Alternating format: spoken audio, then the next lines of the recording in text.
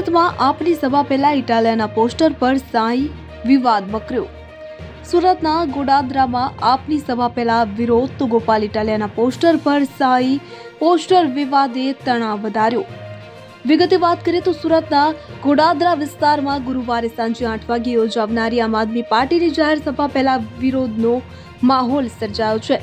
આ સભામાં મુખ્ય અતિથિ તરીકે આવનાર ધારાસભ્ય ગોપાલ ઇટાલિયાના વિરોધમાં અનેક હિન્દુ સંગઠનો આગળ આવ્યા છે। સાંજે વિશ્વ હિન્દુ પરિષદના કાર્યકરો દ્વારા ગોપાલ ઇટાલિયાના પોસ્ટરો પર સાંઈ ફેંકી જોરદાર નારેબાજી કરવામાં આવી હતી।